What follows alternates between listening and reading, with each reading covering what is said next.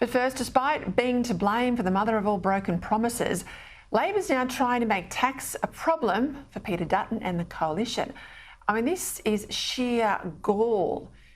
It promised, let's not forget, on some 100 separate occasions to keep those stage 3 tax cuts. Labor took that promise then to 2 elections. It actually voted for them in the parliament and was still promising to keep them until just a fortnight back, only in spectacular fashion to renege last week, and now Labor says it wants the other side to be on the hook. Now sensibly, Peter Dutton's having none of this whatsoever. I wasn't planning on making an announcement this week in any case, so we've got a lot of work that we've done just to look at the forward estimates numbers, the medium term and into the out years as well.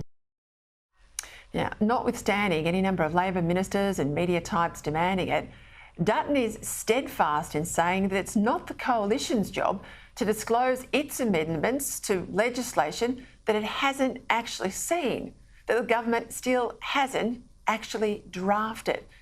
But it does show that this whole tax ambush owes everything to tricky politics and nothing to good policy. Now, for a government that bet its house on the Voice and lost, breaking its tax promise was thought to be a way for the Prime Minister to build bridges with middle-income earners and to wedge Dutton. Now, somehow, the PM's mind has reckoned the downside of the broken promise would be more than matched by the upside of watching Dutton squirm and end up increasing taxes on middle-income earners in order to reduce taxes for those on high incomes. Now, personally, I think this was all too clever by half, especially as Dutton could eventually accept Labor's changes. He hasn't broken his word after all, the PM's done that, and then still promise to restore the original tax cuts that Labor once supported but now doesn't. Now, while voters will be happy to take that extra $15 a week, this won't dull their anger over how much higher their power bills are, their mortgages, their rent is, and grocery prices are week after week. And it's all often a direct result of this government's policies that are making a bad situation worse. Now, they'll take Albanese's handout, but still vote against him on the grounds he can't be trusted anymore. Now, I still can't believe that politically he would trash his integrity for $15 a week, but he has.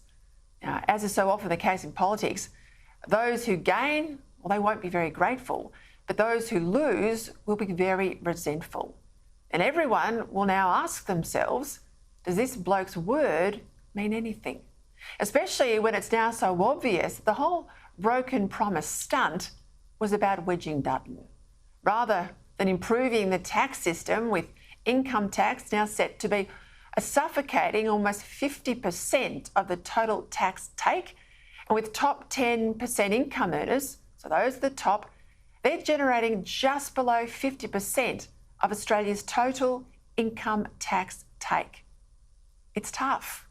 Is it any wonder that serious people are tending to despair about whether our polity is now capable of the tough decisions we might need for our prosperity and security into the future? But what's the answer of the Business Council of Australia? Well, not a serious plan of their own for tax reform, not a plan that's both efficient and fair. They want a tax summit. We need a national discussion, said the head of the BCA today, on tax reform to break through the policy paralysis, with critical decisions being left in the too hard basket. Now, honestly, these guys should be ashamed of themselves, constantly demanding tough decisions, but almost never prepared to take any responsibility themselves for stating what those decisions should be and getting out and arguing for them. I mean, the BCA and all those companies, well, they could all argue for the Voice, but where are they now for a better deal in taxpayers? Where are their ads for tax reform? We don't need another talk fest, certainly not on tax. What we need is leaders, political leaders especially, prepared to stand for something and see it through. Not leaders who stand for something for 5 years, only to abandon it when political convenience shifts.